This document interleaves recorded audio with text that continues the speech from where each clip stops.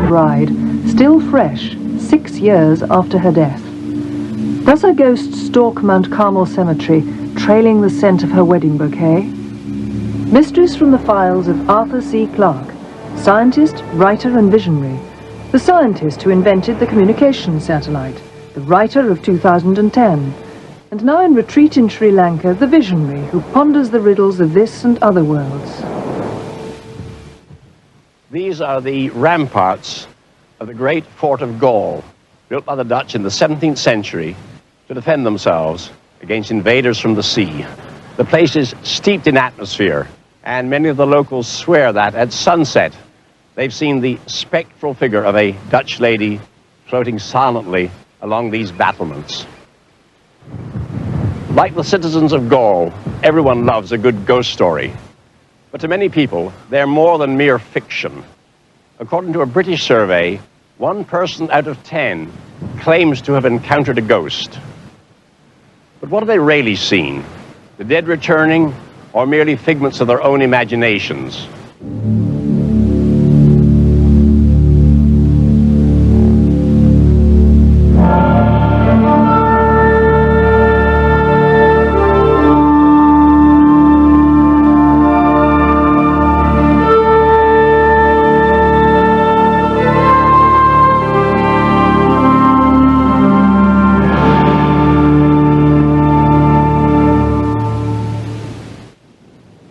This is the place where serious ghost hunters come in their quest for truth. The Windy City. Come on, everybody, it's time to begin the tour. If you follow me, we'll board the bus right now. We're about to take the Chicago Supernatural Tour, and we'll be visiting the most haunted places on planet Earth here in the city of Chicago. And among these concrete canyons, no one is more expert on the evidence than their guide, Richard T. Crowe. Good afternoon, ladies and gentlemen, and welcome to the Chicago Supernatural Tour. The trip you're about to take this afternoon runs some 5 hours in length. We'll be traveling over 100 miles, visiting 13 locations around Chicagoland. Haunted cemeteries, murder sites, other weird locations where people like yourselves have experienced strange and unusual phenomena. We've got something for everybody on board the tour today. If you don't find a ghost that fits your particular needs, you might want to consider haunting a certain stretch of road when you leave this world. We'll bring our bus by and point you out on future tours. On our left is Resurrection Cemetery, the largest cemetery in North America. And it's best known here in Chicago as being the home of the best known, best loved, and most often encountered ghost, Resurrection Mary. She's been seen, for instance, by Jerry Palis, a Southwest Side man, who in 1939 danced with Resurrection Mary. As we finished the dance that evening, we went to the car, and she says, "Since you got a car, take me to Archer Road." So as I took her to Archer Road, she said, "Stop, I want to get out." She says, "I want to go across the road." I says, "Well, that's a cemetery across the road." And she says, that I know. She says, "Let me out, please." And as she crossed the road and she approached the Resurrection gates, she dematerialized. So then I knew that she was a ghost. That's why her hand was cold, and her small of her back was cold at all times. And being an ex-funeral director and embalmer, I knew that she was something else than what I thought she was. Then there was the case of Sean and Jerry Lape. In 1978, while driving past the cemetery, they suddenly saw a girl dressed in white run in front of the path of their car. The car struck the girl. There was no thud or bump, but she just disappeared as she ran towards the fence and dematerialized. We're lifelong residents of the southwest side of Chicago, and we know the legend of Resurrection Mary. But no one expects to hit her late one night coming home from their mother-in-law's. I didn't feel anything. There was no bump, no jar, nothing. It wasn't like we hit a human. Here in Mount Carmel Cemetery are the graves of many famous Italian Chicago businessmen. If you look out the window on your right, we're coming up to the grave of probably the most famous, Al Capone. Al was a mother's boy during life, and he lies buried next to his mother in death. After the St. Valentine's Day Massacre in 1929, Al was haunted by James Clarke, the first man to die in that massacre. It's said that Clarke's ghost haunted Al all the remaining years of his life.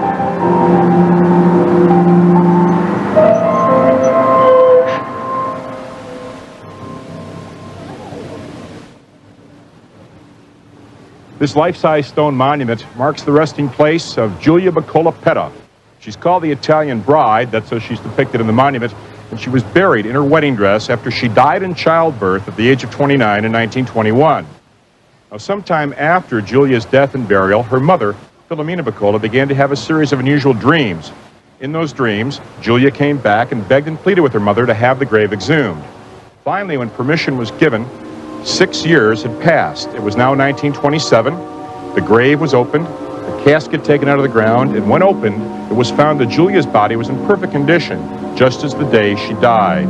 Now, that's interesting enough, but the spirit of Giulia has been seen walking through the cemetery at night and walking along the road just beyond us.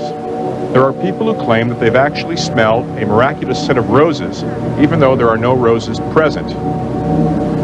I used to work as a floral designer, and I know each color rose has a different scent, and these were definitely very sweet, small, like tea roses, baby roses. And I kept smelling them, and I didn't say too much, and about 15 minutes later we were on the bus, and Mr. Crow said, "How many of you smell roses?" And there were about 4 or 5 of us that smelled the roses. And it was the middle of, beginning of November. As we wrap up the Chicago Supernatural Tour today, I'd like to thank you all for coming along. I hope you've had an enjoyable day. No matter where you go, I want you always to remember to support your local ghosts. Weir Lake, Ocklawaha, Florida. This lonely house was the site in 1935 of the longest shootout in FBI history. Notorious gangster Ma Barker had gone into hiding with her son Freddie and an amazing arsenal of weapons. After the shootout, the house was riddled with bullet holes, and so were the gangsters, mother and son. Inside, the house was completely wrecked. Only the chandelier and the china cabinet survived the FBI bullets. Today, the same chandelier still hangs there, but the sinister history of the house is brought back by the bullet holes in the plaster and the doors. Grim reminders of a violent past. Now the house is a holiday home for its owner, Mrs. Elizabeth Turnant. She comes here regularly in the summer and recalls how the family first realized, soon after the shooting, that the house harbored more than mere memories. We began to hear noises, especially at night. It was like people walking when we were upstairs. We would hear people walking downstairs, and there would be nobody there. Then there were times when we would hear someone downstairs playing cards. It was like a lot of people, not just 3 or 4. And there was a lot of talking, loud talking, so loud that you could almost hear the words they were saying, but you couldn't quite catch them. And you'd hear the cards slapping down on the table and the arguments and kind of almost yelling at each other. And you'd hear the chips going down on the table. But you could never find anybody down there when you'd run down. Her daughter remembers what happened when 3 boys came to spend the night. Betty and Good. The next morning, one of the boys was very upset, and he said he had stayed up later than the other ones, and that he had gotten in bed and gotten almost asleep, when all of a sudden he saw or heard someone sitting at the end of his bed, and he heard someone combing their long hair, and he reached over, and the boy next to him was there, and he reached over, and the other one was in the other bed, and he just quickly tried to wake all of them up. And the next morning, he swore on a Bible that this had actually happened, that he was sure that that was Ma Barker sitting on his bed. I think the family is now convinced that it couldn't have been anything else but ghosts or Ma Barker's spirit.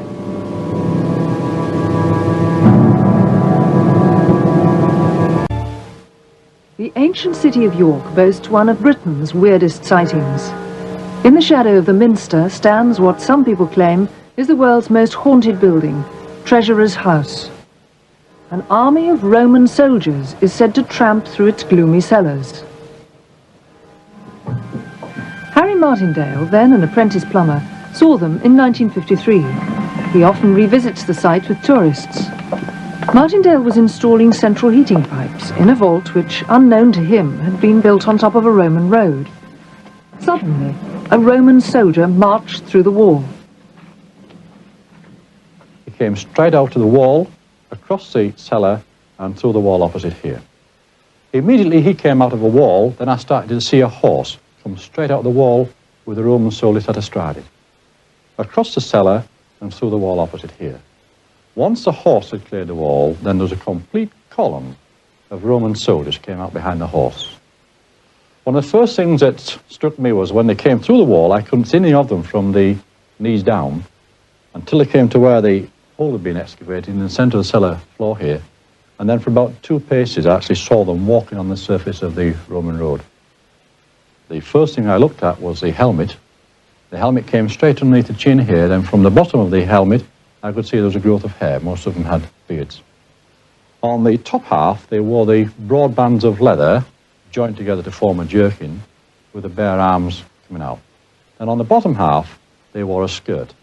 But not one of them looked in my direction, and initially this was a slight relief as far as I was concerned. These are traditional ghosts because they live in haunted houses. Is it possible that some places can store images of past events and then play them back in the right circumstances, like video recorders? This has been called the stone tape theory. And though it sounds utterly fantastic, something similar may happen with sounds. An American engineer, Richard Woodbridge, claims to have recaptured noises from the past and thus to have established a new science, acoustic archaeology. Dr. Woodbridge realized that one of man's oldest inventions, the potter's wheel, bears a family relationship to one of his latest, the phonograph. So he carefully explored the grooves in pottery with a sensitive pickup and believes that in at least one case, he was able to recapture the sound of the potter's wheel, accidentally recorded. Well, if sounds can be frozen in time, could this also happen to images from the past? I've no idea how this could occur, but it's an intriguing possibility. But perhaps there's no need to look for such far-fetched explanations. There's little doubt that many ghosts are merely the products of overheated imaginations. On a journey through the United States in 1974, a terrifying vision confronted Vicky Brandon, a sinister motorcyclist. He looked so evil, you know, and sort of murderous, and he was dressed in the biker sort of outfit, the leather sleeveless waistcoat with a big hairy chest and a sort of a big fat gut hanging out over his belt, and a very sinister looking figure, really. And being alone there late at night, I was just paralyzed with fear, really. And I thought I'm going to be murdered, and I had no more thought it, and he was gone. He just vanished into thin air.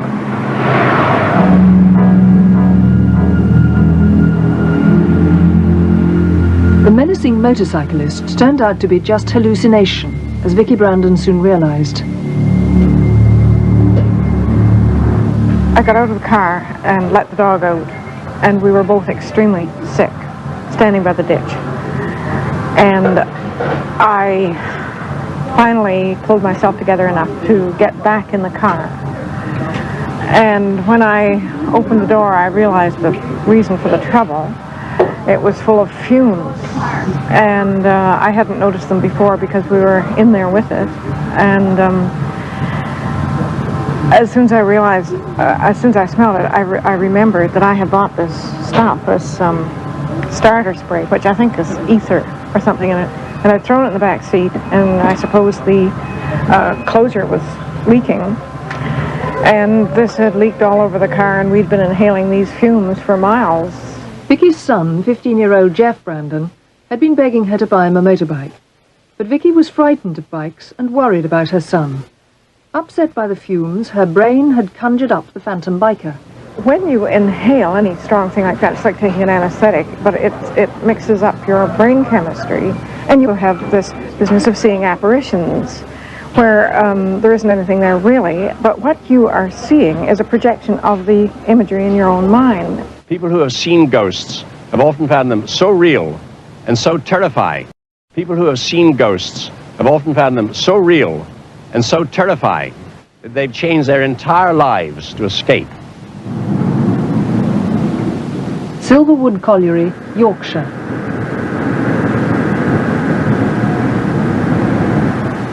The miners go down to the coalface, but one man stays on the surface. Stephen Dimbleby has been afraid to venture down the pit since the day he encountered a spectral figure in the subterranean darkness. My first instincts were that it was someone, one of my mates, mucking about, right? So I shone my light in him onto his face and his shoulders and that. When I realised he's got no features on his face. And then he got like an old waistcoat thing on, a t-shirt, and his waistcoat was darker than his t-shirt, but I couldn't really see colours because of smoke. And he got an old helmet on like this one. These kind of helmets they use in them days. And then I realised that it was a ghost. And so I dropped all my tattle that I got with me. I turned around and set off running towards Pit Bottom. And then the next thing I remember after that was waking up in hospital. And then after that, mates, when I saw them days after and that, they tell me that the only thing they could get out of me was that I was saying, I've seen him, God help us, I've seen him. The pit holds such fears for him that Dimbleby has taken a huge pay cut to stay on the surface. I just know for definite I would never go down again. I'd sooner leave industry than go back down the pit. Carpet fitter Roy Fulton thought he knew what to expect on the byways of Bedfordshire.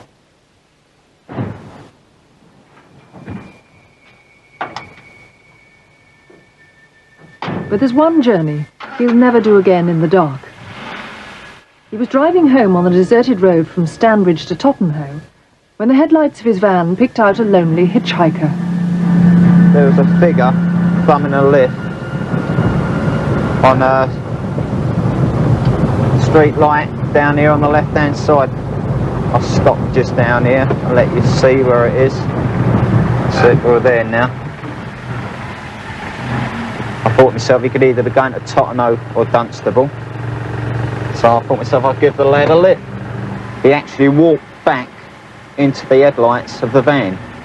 He opened the van door, he got in, sat down. I asked him where he wanted to go, and all he said was, well, he never said a word, he just pointed up the road. I started the van up, drove off, never made no conversation. It was just about now I leant forward, picked up me packet of cigarettes. In fact, it was just about here. Turned round to offer the lad one, and that man or boy was not sitting there. And, well, I just frightened the life out of me. I turned round and had a look in the back, and I realised that he wasn't in there, because by this time I had switched the interior light on. And by this time I was just sort of panicking. And I just put it in first gear and I went like a bat out of hell. And the sanctuary he headed for was his local pub, the Glider. Landlord Bill Stone remembers Fulton coming in, shaking and white as a sheet. He said to me, give us a large Scotch quick. I said, have you seen a ghost or what? He said, yeah, I have. I've seen a ghost. I said, don't be silly. He said, I've seen a ghost. He insisted that we had to go down the police station because he thought if anybody had got hurt or whatever it was, you know, he'd rather find out about it then, you know, than another day. And, I mean, when we got home, it was still on his mind, and in fact, we slept with all the lights on because he was so convinced that it would, I don't know why, that it would come home, follow him home. There's obviously someone got in that motor, and I do not for note to this day what it was.